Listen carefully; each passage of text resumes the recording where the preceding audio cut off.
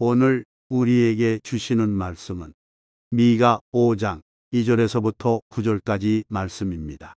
베들레헴 에브라다야, 너는 유다 족속 중에 작을지라도 이스라엘을 다스릴 자가 내게서 내게로 나올 것이라. 그의 근본은 상고에 영원에 있느니라. 그러므로 여인이 해산하기까지 그들을 붙여두시겠고 그 후에는 그의 형제 가운데에 남은 자가 이스라엘 자손에게로 돌아오리니 그가 여호와의 능력과 그의 하나님 여호와의 이름의 위엄을 의지하고 서서 목축하니 그들이 거주할 것이라. 이제 그가 창대하여 땅 끝까지 미치리라. 이 사람은 평강이 될 것이라. 아수르 사람이 우리 땅에 들어와서 우리 궁들을 밟을 때에는 우리가 7 목자와 8 군왕을 일으켜 그를 치리니 그들이 칼로 아수르 땅을 황폐하게 하며 님으로 땅 어기를 황폐하게 하리라. 아수르 사람이 우리 땅에 들어와서 우리 지경을 밟을 때에는 그가 우리를 그에게서 건져내리라. 야곱의 남은 자는 많은 백성 가운데 있으리니 그들은 여호와께로부터 내리는 이슬 같고 풀 위에 내리는 단비 같아서 사람을 기다리지 아니하며 인생을 기다리지 아니할 것이며 야곱의 남은 자는 여러 나라 가운데와 많은 백성 가운데에 있으리니 그들은 수풀의 짐승들 중에 사자 같고 양떼 중에 젊은 사자 같아서 만일 그가 지나간 즉 밟고 찢으리니 능히 구원할 자가 없을 것이라. 내 손이 내 대적들 위에 들려서 내 모든 원수를 진멸하기를 바라노라.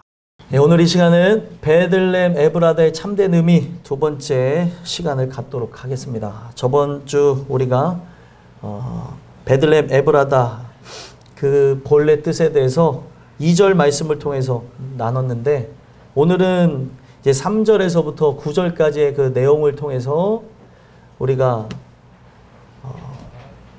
오늘 이 본문 속에서 마주해야 될 그 메시아가 어떤 의미로서 다가오고 있는지, 그가 어떤 사역을 할 것인지, 우리는 그분의 남은 자로서 어떤 삶을 살아야 되는지를 오늘 말씀을 통해서 보셨으면 좋겠어요.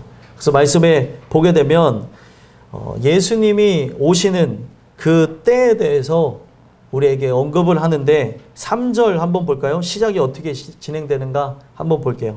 3절 읽어보겠습니다. 시작. 그러므로 여인이 해산하기까지 그들을 붙여두시겠고 그 후에는 그의 형제 가운데에 남은 자가 이스라엘 자손에게로 돌아오리니. 아멘. 여기 보면은 시점이 있어요. 베들레헴 그 에브라다에 예수님이 오시기까지 그 시점을 여인이 해산하기까지라고 하는 그 말을 통해서 표현합니다. 여인이 해산하기까지는 어떤 일들이 있을까요? 산고의 고통을 겪어야 된다는 거죠. 그러면 이 산고의 고통을 겪는 내용을 여기다가 집어넣은 이유는 다른 게 아니라 각 심령들에게 하나님께서 정해놓으신 바가 있는데 예수가 내 마음에 실제로 오시기 전까지는 우리가 그 죄악으로 인해서 고통을 얻게 되는 일들이 있을 거라는 거예요. 아이를 출산해야지만 그 아이가 이 땅 가운데서 태어나 자라날 수 있는 거잖아요. 그 전까지는 분명 임신 기간을 거칠 것이고 그 임신 기간이 굉장히 길잖아요. 그죠? 성경에서 말하는 그 임신 기간은 어떻게 보면은 예수님이 오시기 전까지의 그 기간을 얘기하는데, 그러면은 지금 미가가 이 내용을 이야기할 때 예수님 자체가 오신 데까지는 700년이 걸리고, 그리고 예수님을 연상할 수 있는 인물이 오기까지는 약 150년에서 170년 정도의 그 시간이 뒤로 가게 될 거라는 거죠. 그러면은 이 부분 속에서 우리가 살펴봐야 되는 게 동일합니다. 예수님이 오기 전까지는 우리 인생들이 곤고함을 느끼거나 그리고 고통을 느끼고 괴로움, 하나님을 느낄 수가 없어서 느끼는 데에는 제한적이어서 괴로움을 느낄 수가 있다는 거예요. 분명히 여러분들 안에 만약에 임신했다고 가정했을 때, 여기 여성분들이 많이 계신데 임신했다는 걸 가정했을 때 아이의 태동을 느끼죠? 못 느끼나요? 느끼죠? 예, 느끼고 때로는 활달한 아이들은 막 발길질도 하고, 어떤 분들은 발차기 할 때 그 순간 포착을 해가지고 찍은 사진도 있더라고요. 그러면 발자국이 이렇게 딱 찍혀 있더라고요. 그런 거 경험 안 해보셨죠? 극성 맞은 애가 뱃속에 없어서. 그런데 이제 극성 맞은 애들 중에는 발길질을 하다가 이렇게 배를 순간 포착을 했더니 발자국이 찍힌 그런 촬영본이 있더라고요. 그 정도로 아이들의 태동을 함께 느끼죠. 또 아이도 부모의 그런 거를 느끼는 것처럼 이 모든 부분을 함께 느낍니다. 하지만 아이가 태어났을 때만큼하고는 다르죠. 아이가 뭘 요구하는지, 배가 고픈지 뭐한지 지금 나하고 함께 내 몸 안에 있다 보니까 모르는 것처럼 우리가 예수가 내 마음에 오기 전까지는 잘 느낄 수가 없는 거예요. 회심하기 이전까지, 진짜 내 안에 오시기 전까지는 그에 대해서 아는 것이 잘 알지 못하고 미미하고 많은 부분들을 느낄 수가 없는 거죠. 그래서 답답함을 느끼고 공고함을 느끼고 그리고 정말 부모가 자녀를 만나고자 하는 마음처럼 우리가 예수를 대망하게 되는 겁니다. 여인이 출산하는 그 개념과 같이 예수께서 내 안에 오시기를 바라는 그런 마음들이 있는 거죠. 그러면서 어떤 일들이 일어납니까? 이런 공고함 끝에 우리 각 인생들이 십자가 밑으로 나가게 되어지고 십자가 밑에서 새 생명을 얻게 되어지는데 이거를 뭐라고 얘기하는 거냐면 상고의 고통 가운데 십자가가 나에게 현실이 되어지는 거예요. 산고의 고통 가운데 아이가 태어난과 같이 우리가 죄인으로서 곤고함과 괴로움, 그 고통을 느끼면서 어디로 나가요? 십자가 밑에 나가다가 어느 한 날, 하나님이 택하신 그 어느 한 날에 어떤 일들이 일어나는 거예요? 예수께서 내 안에 오심을 경험하는 거예요. 그래서 여인이 해산하기까지라고 하는 이 내용 속에 여러분들 모두가 겪어야 되는 게 뭐예요? 죄인이 되어지는 그러한 과정을 여러분들이 체험해야 되고 죄인이 되어지는 그 과정 가운데 끝자락에는 죄의 무게를 느끼는 이제는 내 몸이 무거워져서 아이를 바깥에서 보기를 원하는 것처럼 죄의 실제적인 무게를 느껴서 이 죄의 짐을 내려놓고 예수를 만나고자 하는 그 마음이 우리 모든 인생들에게 동일하게 나타난다는 거예요. 그 역사 속에서 하나님이 정하신 때에 분명 여러분들을 만나주시는데 예수님이 여러분들의 오시는 그 사건을 바로 해산이라고 표현한 거예요. 여인이 해산하는 때까지. 그러면 예수님이 각 10년 가운데 태어나시는 걸 경험했잖아요. 이거 잘 따라오셔야 돼요. 지금 정신이 멍하신 분들이 있어요. 멍하시면 안 됩니다. 집중해서 쫙 쫓아오셔야 돼요. 예수님이 태어남은 뭐에 연관성을 있어요? 죽음의 연관성을 두고 있고 그 죽음은 또 어떤 거에 연관성을 두고 있습니까? 부활의 연관성을 두고 있어요. 과거 제가 이것을 여러분들에게 설명해 드릴 때는 죽음과 부활, 그래서 동전의 양면성으로만 여러분들에게 설명해 드렸는데 제일 중요한 거는 예수님의 생애가 우리 안에 진행돼야 되는 거예요. 그래서 제가 금요일 날 하기감리교회에서 설교할 때 얘기했던 내용이 뭐예요? 세 가지 얘기했죠. 은진이가 기억을 하기 때문에 은진이한테 질문할게요. 뭐였지?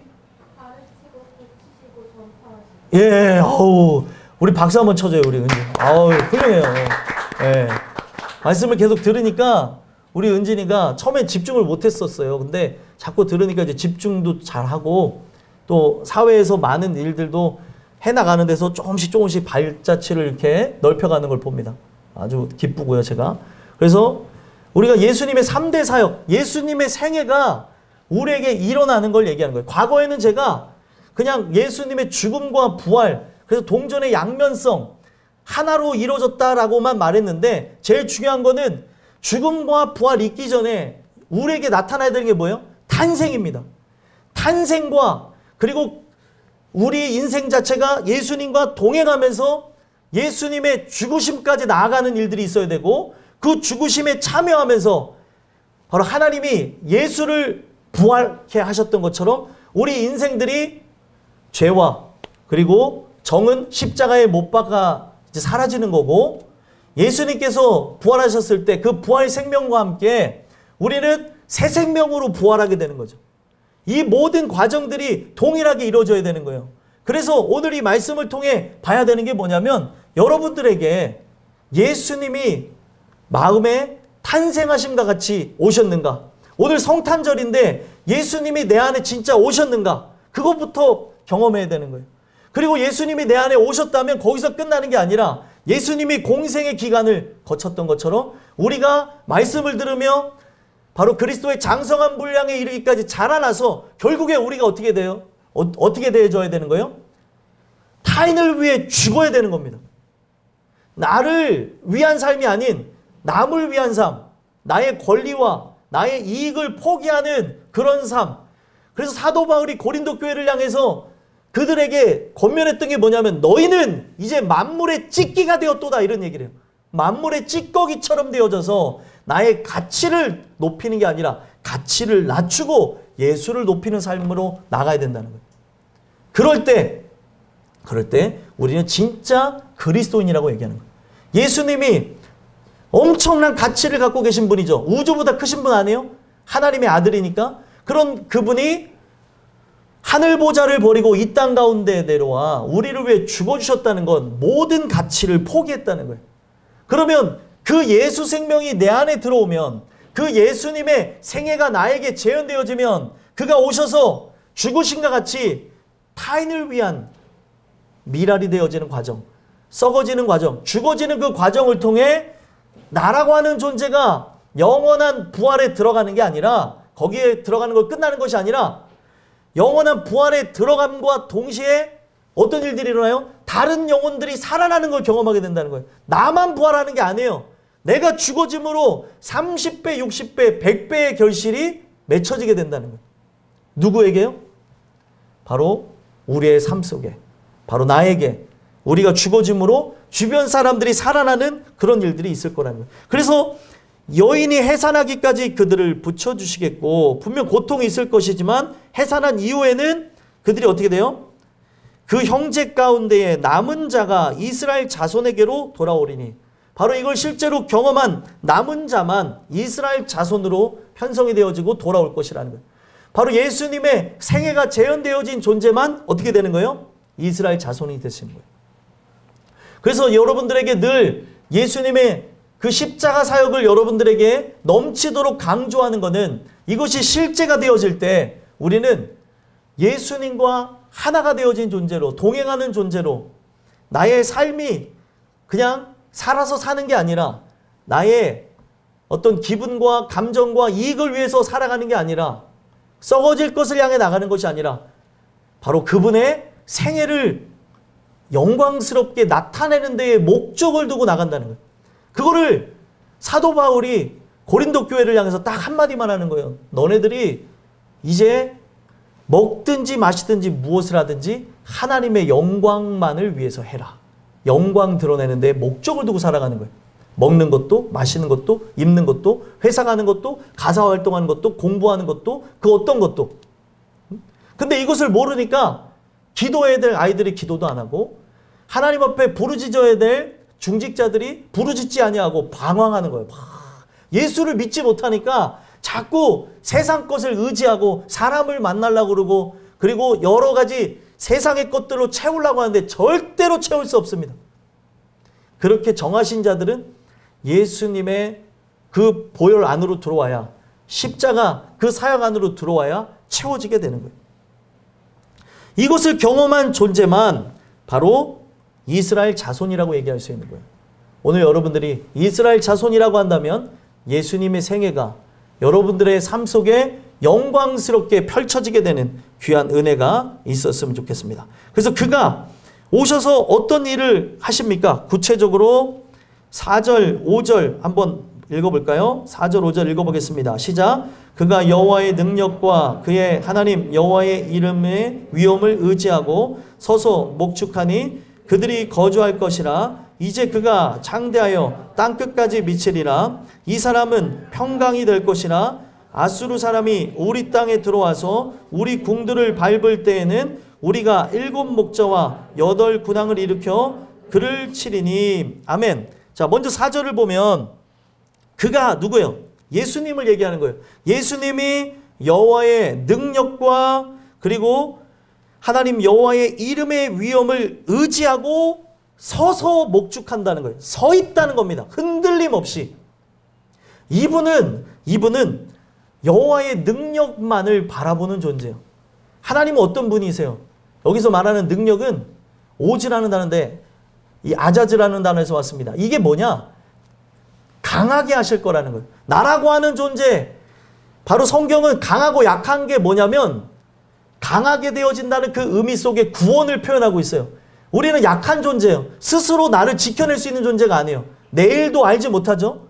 그렇죠? 우리는 내 몸에 흐르는 혈관의 컨디션도 알지 못하는 존재예요. 그렇죠? 그래서 이 혈관이 잘 통하지 않고 막히게 되면 우리가 때로는 심지어 쓰러지기도 하고 체하기도 하고 이런 부분들이 나타나지 않습니까? 우리는 혈관의 컨디션도 알지 못하는 그런 존재인데 바로 우리 예수님은 어떤 분이세요? 하나님을 전적으로 신뢰하고 믿음으로 그 하나님이 우리 인생들 자체를 강하게 하시는, 그러니까 우리는 스스로 우리 몸을 지켜내고 구원해낼 존재가 아닌데 바로 그분으로 인해서 강하게 될 거라는 거예요. 예수님의 믿음은 바로 하나님께 향해 있었는데 하나님께서 모든 인생들을 구원케 하실 거다라고 하는 그 측면에서 그 능력만을 바라봤다는 거예요. 강력한 힘. 바로 사단의 그 입속에서 우리를 강한 손으로 움켜쥐는, 거기서 끌어내는 선한 목자의 이미지로 우리에게 말씀하고 있다는 거예요. 실제로 다윗이 어떻게 했어요? 어떻게 보면은 그 맹수의 입속에 있는 양을 끄집어올 정도로 그 양떼를 사랑했다고 얘기합니다. 그 양떼를 사랑함이 뭐와 연결되어지는 거예요? 하나님이 우리를 사랑하는 거예요. 사단의 입속에서 곧 있으면 멸망할 우리를 강력한 힘으로 어떻게 해요? 그의 입을 벌리는 거죠. 이거를 보여주는 단편적인 부분 속에 속 시원하게 나오는 게 사자의 입을 찢는 삼손이 나옵니다. 이게 뭐냐면 하나님께서 악한 존재를, 사탄을 그렇게 무력화해서 그 안에 죽음으로 나갈 우리를 구원으로 이끌어온다는 걸 얘기하는 거예요. 그 입속에서 나는 멸망할 존재인데 그 입속에서 나를 끄집어내는 것이 하나님의 강력한 바로 힘이요 사랑이라고 얘기하는 거죠. 그것을 우리 예수님이 바라보고 우리 예수님이 여호와의 이름의 위엄을 의지하고, 그 위엄이 뭐예요? 영광스러움이에요. 영광스러움. 이게 가온이라는 단어인데 바로 그 이름 자체가 상징하는 게 영광스럽다라고 하는데, 그 영광스럽다는 그 이름은 그냥 쓰여지는 게 아니라 우리를 충분히 구원해내실 만한 그런 능력이 있다는 거예요. 그 영광스러움, 우리 모든 인생들을 끝까지 승리케 하셔서 천국으로 인도할 만한 풍성함이 있는 존재, 그거를 영광스러움이라고 얘기하는 겁니다. 그 영광스러움의 그 위엄을 의지하고 서 있는 분, 그분이 누구예요? 예수님. 그래서 요한계시록에도 예수님이 서는 거예요. 하나님 앞에. 아무도 설 수 없어요. 왜요? 전적으로 하나님을 의지할 수 있는 존재는 부패하지 않은 단 한 사람만 가능한 거예요. 누굽니까? 완전한 사람이자 완전한 하나님인 예수님만 설 수 있는 거죠. 인간은 부패했기 때문에 하나님 앞에 설 수 없어요. 왜요? 나라고 하는 존재는 하나님 뜻대로 살고픈 마음도 있지만 그 뜻대로 살고프지 않은 생각도 있고 수도 없이 여러 생각과 마음들이 교차하면서 하나님의 뜻을 거역할 때가 있다는 거예요. 그래서 우리는 죄악투성이고 부패한 본성을 의지할 수밖에 없는 그 육신을 갖고 있기 때문에 하나님 앞에 도저히 설 수 없지만 완전한 사람이자 완전한 하나님인 예수님은 서가지고 우리를 목축하실 거예요. 거기에 담대히 서서 어떻게 한다고 합니까? 목축하니. 이 얘기는 무엇을 얘기하는 거예요? 그분은 우리의 목자라는 거예요. 요한복음 10장에 얘기하죠. 예수님이 자신을 어떻게 표현합니까? 나는 선한 목자라. 어떤 목자가 선한 목자인가? 예수님이 근거를 제시하는데 어떤 존재가 선한 목자요? 양을 위해서 생명을 버리는 목자가 선한 목자라는 거예요. 악한 존재를 위해서, 그러니까 뱀의 머리를 부수기 위해서, 사탄의 머리를 부수기 위해서 자기의 생명과 맞바꾸는 존재가 바로 예수님이라는 거예요. 그렇기 때문에 하나님 앞에 담대히 설 수 있는 거죠. 그리고 그가 이런 사역을 필두로 우리 인생들을 몰고 가십니다. 마태복음에서도 마가복음에서도 누가복음에서도 요한복음에서도 그들을 모두를 이끌어서 어디로 나가는 거예요? 십자가로 나가는 거예요. 십자가로. 그와 함께 죽는 자들에게 어떤 세상이 열리는 거예요?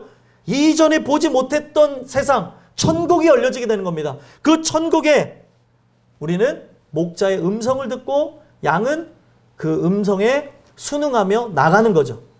순응하며 어디까지 가는 거예요? 바로 그를 양의 문이라고 얘기했어요. 바로 그 안으로 들어간 존재가 영원한 천국으로 들어가게 되는데 바로 그 천국 안에서 안식하게 될 것을 얘기하는 겁니다. 그들이 거주할 것이라. 하나님 안에 거하는 거예요. 예수님 안에 거주하면서 우리가 이 땅에서 그의 말씀과 함께 나아가며 어디를 향해 나가는 거예요? 천국을 향해 나갈 것이다. 그래서 그분이 먼저 들어간다는 것을 성경에서는 목자로서 들어간다는 것을 어떻게 표현해요? 요단강이 갈라질 때 제일 먼저 앞서갔던 게 뭐예요? 법궤죠. 법궤가 먼저 가고 그 다음에 백성들이 따라가는 거예요. 법궤는 예수님을 상징합니다. 예수님과 함께 목자 대신 그분과 함께 나가는 거예요. 목자는 뒤에 가지 않습니다. 맨 앞장서서 나가요. 왜요? 맹수를 만나기도 하고 사꾼들을 만나기도 하고 여러 장애물이나 문제가 있기 때문에 먼저 나가요. 그래서 그가 우리를 이 땅 가운데서 인도해서 어디로 가요? 영원한 천국에. 그래서 다윗은 이것을 깨달았기 때문에 어떻게 표현합니까? 여호와는 나의 목자시니 내가 부족함이 없으리로다. 그가 나를 푸른 초장에 그리고 쉴 만한 물가로 인도하시는도다. 목적이 뭐예요?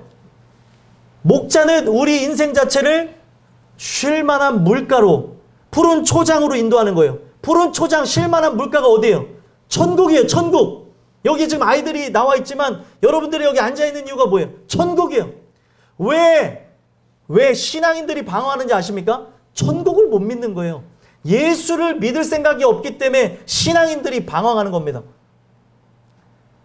이제 방황을 털고 은혜로 이제 나오시고자 몸부림치는 분들도 있는 줄 압니다. 거기에서 왜 방황이 일어나는가? 하나님을 바라봐야 되는데 사람을 보기도 하고 인간의 일들을 보기도 하고 여러 감정적인 거에 휘말리는 거예요. 사탄은 우리 모든 인생들을 속이는 겁니다. 그래서 그 말씀만을 의지하고 나갈 때 내가 영원한 천국에 들어가길 소망하며 그 말씀과 함께 나갈 때 여러분들에게 그분은 바로 푸른 초장, 맑은 시냇물가로 여러분들을 인도해 갈 것이라는. 그래서 이 사역이 바로 그를 통해서 펼쳐져서 어떻게 되어진다고 합니까? 그가 창대하여 땅끝까지 미치리라. 예수께서 우리를 대신하셔서 십자가에 죽으시고 부활하신 다음에 바로 예수의 그 모든 걸 갖고 오시는 성령께서 사도행전에 그 예수의 모든 걸 갖고 오시는 그 성령을 뭐라고 표현합니까? 예수의 영이라고 얘기해요. 바로 그 예수의 영을 받은 자들이 바로 그리스도인이 되어져서 어떻게 합니까? 세상 끝날까지 증인이 되고자 땅끝까지 이르는 모습이 나오는 거예요. 그래서 땅끝까지 미치게 되는 이유가 바로 예수님과 함께 동행하는 특정 사람들이 하나 둘씩 늘어나는 거예요. 우리 땅끝교회도 예수님과 동행하는 사람들이 늘어나는 걸 저는 믿습니다. 동행하면서 여러분들을 통해서 3대 사역이 일어나는 거예요. 가르치시고 전파하시고 고치시는 일들, 여러분들을 통해서 살아나는 일들이 일어나니까 땅끝까지 미치게 되는 거예요. 공교롭게도 우리 교회 이름이 땅끝교회죠. 땅끝까지. 땅끝에서 주님을 만나고 땅끝에서 주님을 만난 존재들이 또 다른 땅끝으로 가는 거예요. 저 끝으로 이 끝으로 이쪽 저쪽으로 주의 복음을 들고 나가는 거죠. 예수님과 함께 여러분들은 이제 동행해 나가는 거예요. 그러면서 여러분들이 선포해야 될 게 누구예요? 예수님이죠. 그러면서 예수님이 어떤 분인지에 대해서 뭐라고 얘기합니까? 이 사람은 평강이 될 것이라. 예수님은 평강 자체입니다. 예수님이 나를 평화롭게 했습니다. 여러분들이 예수 믿으면서 나타나야 되는 게 뭐냐면 전쟁은 하나님 앞에 속한 건데 그 하나님이 나를 통치하시고 다스림으로 여러분들의 마음에 평강이 임하시는 역사를 통해 평정심을 찾아야 돼요. 오늘날 문제가 뭔지 아십니까? 어린아이들이건 어른들이건 평정심이 없어요. 제가 말하는 평정심은 세상에 돌을 닦아서 얻는 평정심을 얘기하는 것이 아니라 예수가 다스림으로 마음에 임하는 평강을 얘기하는 거예요. 예수님이 뭐라고 얘기했어요? 내가 너에게 평강을 주러 왔노라. 근데 그 평강이 나에게 일어날 때 어떤 일들이 일어납니까? 이 평강이 우리 각 인생들에게 나타날 때 많은 방해가 일어나요. 가족들이, 수많은 이들이 서로 싸우고, 그리고 서로 미워하고 박해하는 일들이 일어나니까 예수님이 뭐라고 얘기해요? 나는 너희들에게 검을 주러 왔노라 얘기해요. 말씀의 검을 통해서 서로 분열이 일어나고 하나님이 택한 택자만 예수님을 따르게 될 거라고 얘기해요. 제가 기도하는 건 뭐냐면 이러한 분열이 하나도 없는 가정들이 여러분들의 가정이었으면 좋겠어요. 예수님의 말씀을 반박하고 부인하는 게 아니라 이런 일들이 자연스럽게 일어날 것이지만 여러분들의 가정에는 일어나지 않고 모두가 다 구원 열차를 타고 나가는 주님의 자녀들이었으면 좋겠다는 거예요. 그래서 그걸 위해서 오늘도 울고 기도하는 거죠. 부모를 위해서, 자녀를 위해서, 내 사랑하는 이들을 위해서 돌아오게 해달라고. 이거를 모르니까, 예수님을 믿지 못하니까 오늘 내가 이 사역을 감당해야 됨에도 불구하고 방황하는 자들이 있는 거예요. 계속 방황하는 거예요. 계속. 그 방황의 끝이 어디로 향했는지도 모르고 이런 어둠이 나에게 임했는지도 모르고 그러는 거예요. 상담을 해보면 어린아이들이건 어른들이건 상담에 그런 핵심들이 있어. 대화를 나눠보면 그 사람의 중심, 지금 문제가 어디 있는지를 딱 알 수 있는데 어떤 분하고 얘기하면은 그냥 우울함 자체에 갇혀있는 거예요. 자기가 왜 우울한지를 모르겠대요. 성경은 딱 얘기합니다. 바로 생명의 빛이 내게 비추는 걸 느끼지 못할 때 그런 여러 가지 그 감정들에 속아서 그 어둠이 장악했을 때 나타나는 게 우울감이에요. 박탈감이고 그리고 모멸감이고 절망감이고 패배감이고 이런 부분이라는 거예요. 우리 예수님의 사람들은 어떤 존재냐면 실제 상황이 지옥 같을지라도 내세울 게 아무것도 없을지라도 집에 들어갔을 때 토굴에 들어가는 것 같은 형태로 들어갈지라도 감사함이 넘쳐야 되는 거예요. 네? 토굴에 들어가긴 싫으신가 본데 아무튼 예수님과 함께하는 그런 기쁨이 있는 거예요. 제가 요번에 그 성지순례 가서 마음속에 막 뜨거움이 아픔이 몰려왔던 게 데린쿠유라고 하는 그 장소를 갔어요. 데린쿠유가 뭐냐면 어떻게 보면 눈먼 자들의 도시, 죽은 자들의 도시 뭐 이런 느낌을 가질 수 있는 데가 데린쿠유예요. 왜냐하면 땅속에 굴을 팠는데 토굴이에요. 토굴. 예수님께 예배하고 싶어서 숨어드는 사람들이에요. 그래서 거기서 평생 빛을 못 보고 돌아가신 분들도 있고 바깥에 생명을 걸고 여러 생필품을 가지고 와야 되니까 나와서 여러 것들을 가지고 들어가신 분들도 있는데 심지어 거기서 태어나서 자라서 죽을 때까지 햇빛이 뭔지도 못 보고 살다가 죽은 사람들도 많다는 거예요. 그래서 그들의 눈은 이제 퇴화가 되어져서 이제 눈이 거기에 어두운 데서만 잘 보이다가 바깥에 나오자마자 눈이 멀어버리는 사람들도 있고 그리고 거기에 좁은 공간을 살다 보니까 몸이 기형적으로 변하는 거예요. 이렇게 굽어가지고 꼽추 형태로 변하게 되어지고 눈은 이렇게 튀어나오고 그리고 어떤 이제 형태 자체는 사람의 형태가 될 수가 없는 거예요. 사람 구실을 못하는 거죠. 어떻게까지 저렇게 살아갈 수 있을까? 그 토굴에 어떻게 저렇게 살아갈 수 있을까? 예수님께 예배하는 게 참된 행복입니다. 복입니다. 하고 그렇게 살아가는 거예요. 바깥 세상이 바뀌었는지도 모르고 거기서 평생을 살다가 몇백 년 있다가 나온 사람도 있고 별의별 사람들이 있는 거예요. 그걸 볼 때 야, 우리는 지금 어떻게 살아가고 있는 건가? 그런 생각이 들더라고요. 복음이 다 열려진 시대에 살아가고 있는데 그들은 쪽복음을 갖고도 막 행복해하고 막 그것을 나누면서 막 이 모든 부분에서 말씀을 공유할 수 있는 환경이 아니다 보니까 그들은 만약에 쪽복음이 서신서가 그들에게 전달되어지고 했다고 하면은 그것을 함께 공유하면서 받은 사람이 모든 사람들에게 얘기해서 다 외워버립니다. 다 외워버려요. 줄줄줄줄줄. 그 말씀이 나의 삶 속에 하나가 되어져서 동행하고자 하는 그 마음에 그렇게 나가는데 오늘 우리는 어떤 존재냐는 거예요. 오늘 여러분들이 예수님과 함께하는 존재라면 여러분들 마음에 어떤 일들이 일어나야 돼요? 평강. 평화가 있어야 되는 거예요. 근데 여러분들의 삶에 하나하나를 돌아다 볼 때 어린아이들이라도 어른들이라도 수심이 가득하고, 근데 그 수심이 가득한 걸 보면 이게 상대적이기 때문에 내가 생각할 때는 전혀 어려운 게 아니지만 어린아이에게는 굉장히 힘든 것일 수도 있어요. 제가 옛날에는 오만해가지고 왜 저렇게 힘들어하지 그랬는데 상대적이라는 걸 깨닫게 하시더라고요. 그래서 저 영혼에게는 너무나 큰 상 같고 큰 장애물 같고 어려울 수 있는 거예요. 그러면 우리가 그거를 어떻게 도와줘야 되냐? 내가 그를 말로 위로해 줄 수 없고 보듬어 줄 수 없어요. 함께 공감해 주고 울어주는 것밖에 없어요. 기도해 주고. 그럴 때 그들이 말씀을 통해 그 말씀으로 은혜를 받고 스스로 극복하는 것 외에는 없는 거예요. 희한하다니까요. 회복은 말씀을 듣고 난 이후부터 일어납니다.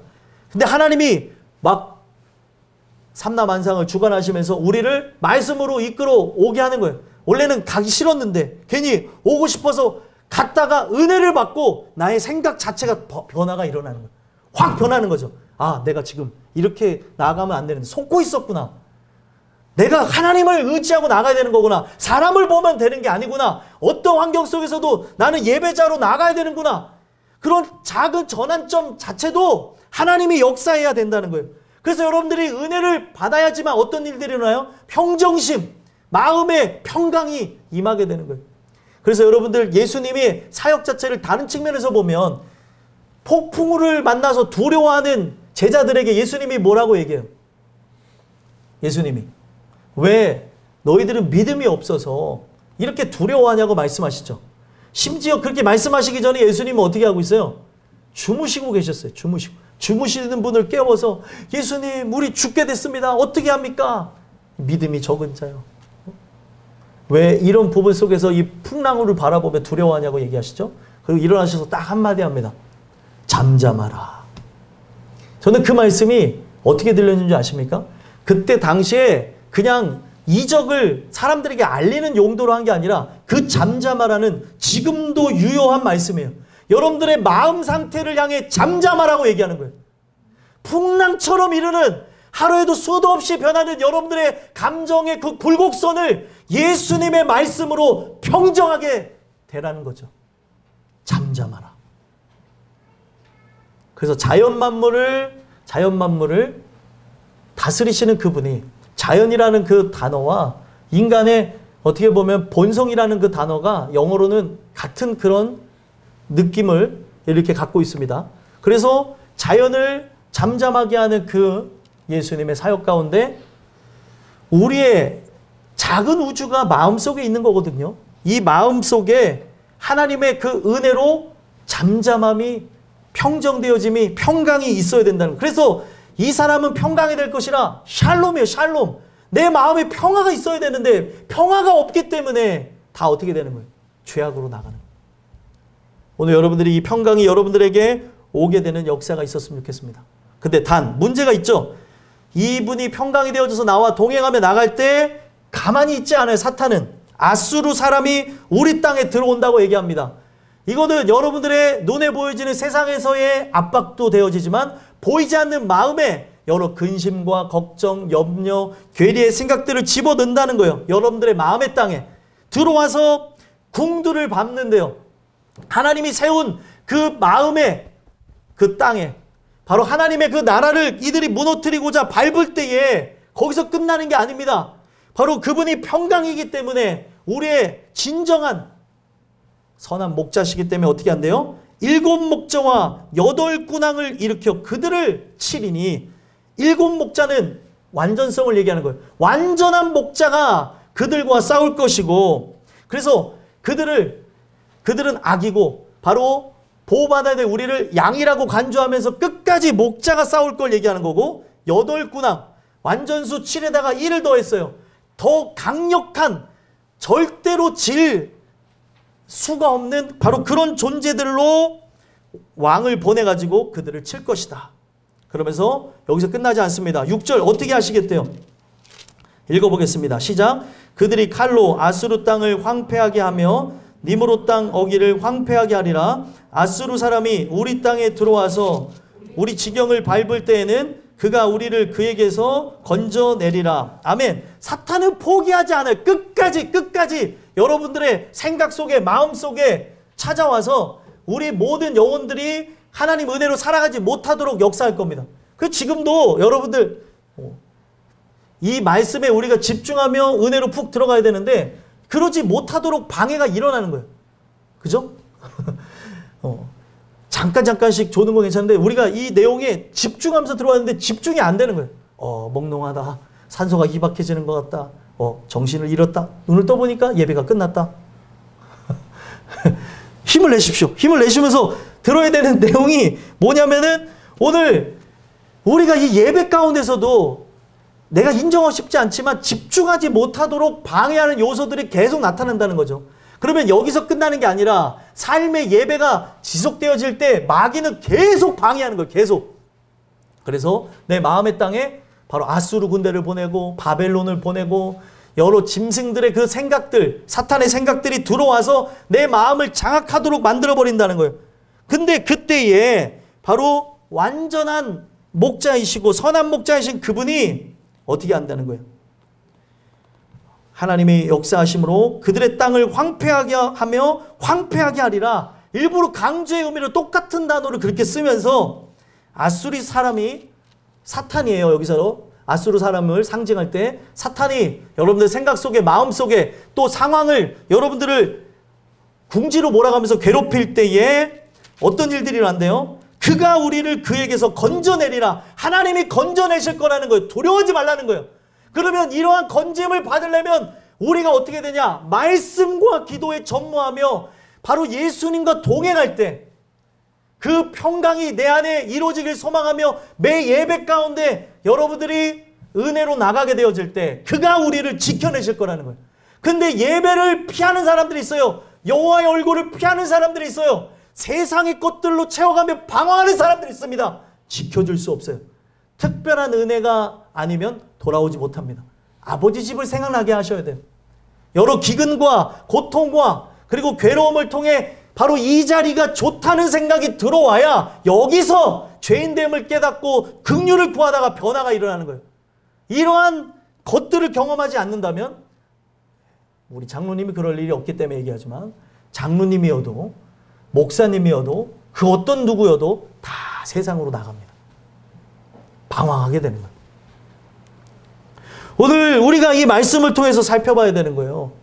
나라고 하는 존재를 왜 불러오셨냐는 거예요. 나에게는 누가 필요한 거예요? 목자가 필요한 겁니다. 목자가. 내 스스로 섰는 줄 알면 안 되는 거예요. 저는 구원받았어요. 하나님이 저를 살려줬는데요. 하나님이 저에게 이런 기회를 주는데요. 저에게는 이런 일들을 열어주시는데요. 속지 마십시오.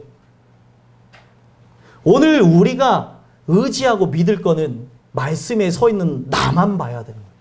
말씀에 서 있는 나.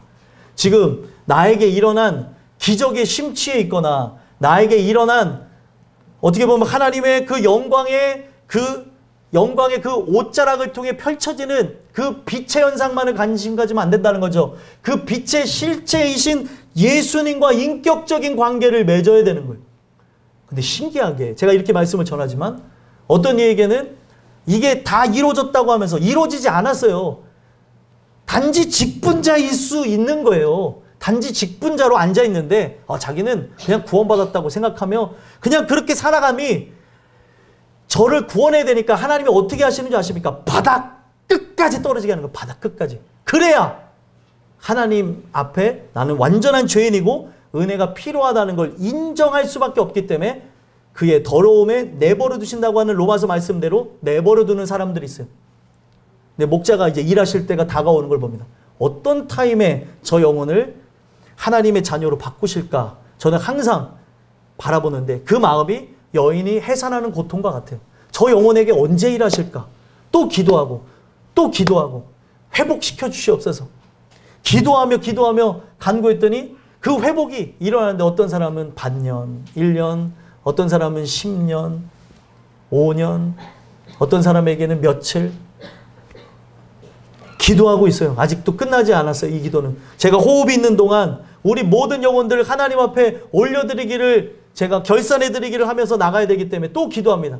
내 영혼도 하나님께서 받아주신 같이 그들의 영혼도 받아달라고 하면서 저 아들이 저 딸이 누군가 이렇게 변화하게 해달라고 기도하는데, 우리가 그렇게 하나님 앞에 기도하고 나갈 때 아무리 우리 안에 죄악들이 침투해 들어와도 어떻게 한다고요? 건져내리라. 여러분들에게 이 말씀이 기쁨이요 능력이 됐으면 좋겠습니다. 이렇게 건져내시고자 분류한 야곱의 남은 자들을 향해 축복의 말씀을 줍니다. 7절 8절 한번 읽어보겠습니다.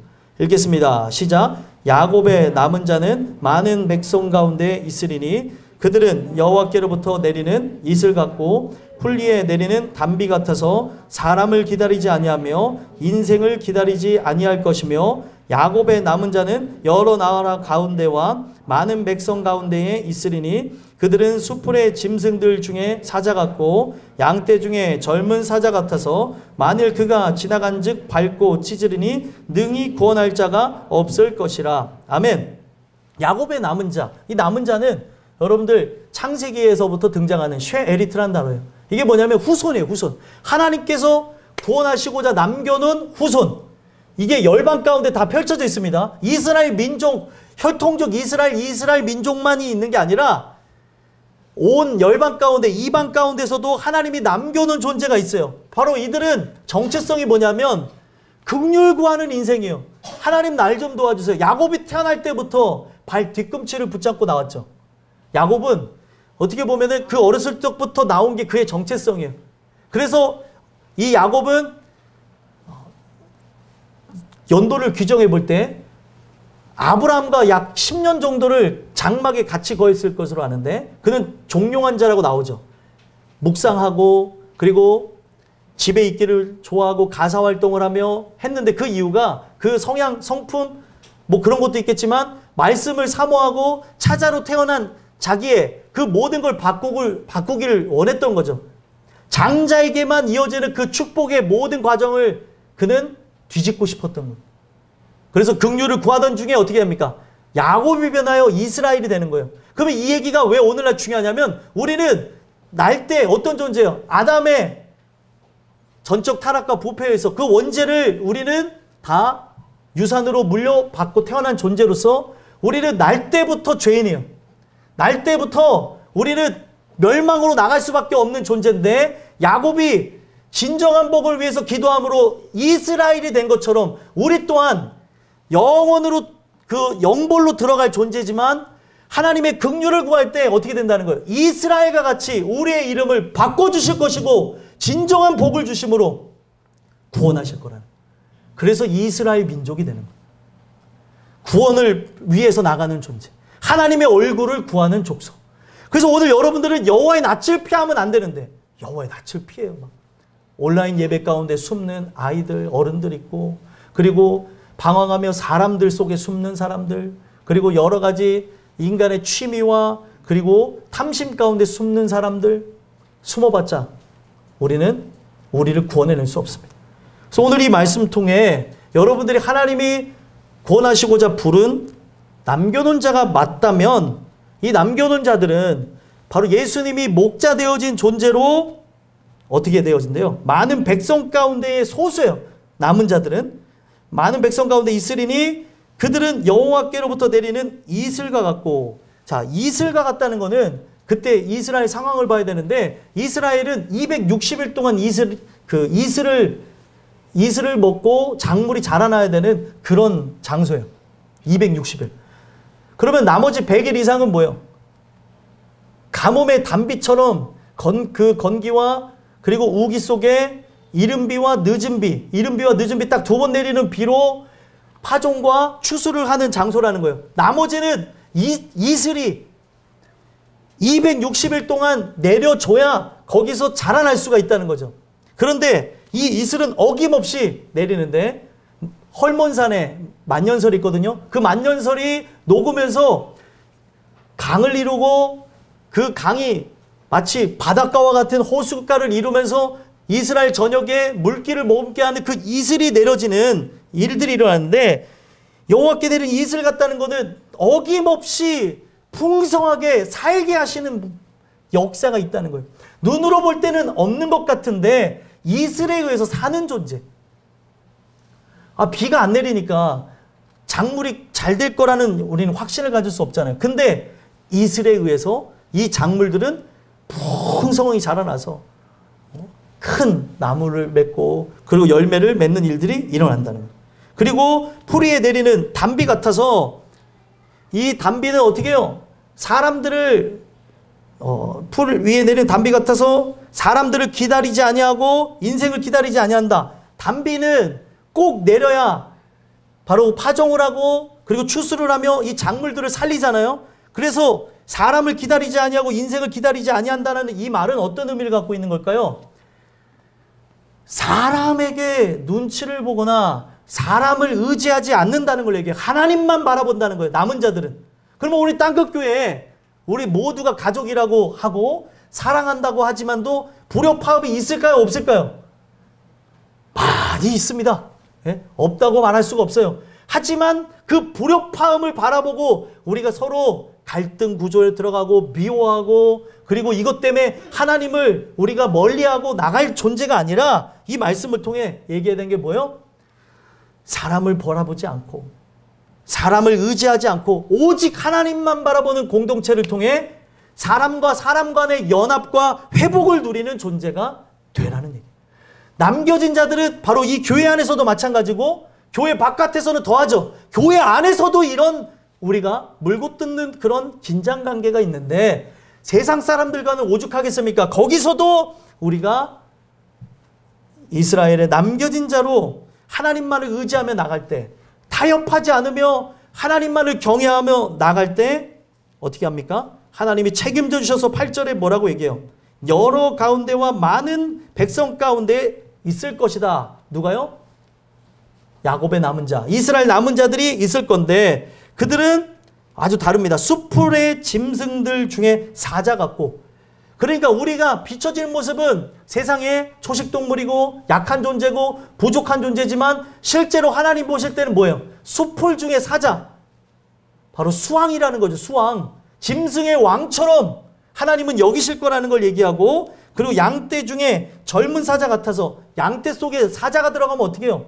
그 사자 하나가 다 찢기고 그리고 그 양떼가 얼마나 여러분들 순수한지 잡아먹지 않아도 사자 한 마리가 들어가면 양들이 어떻게 한다는 거 아십니까? 그대로 심장마비로 죽는데요. 대부분이 심장마비로 죽는다고 합니다. 물려서 죽는 양은 별로 없어요. 그냥 딱 등장만 해도 죽어요.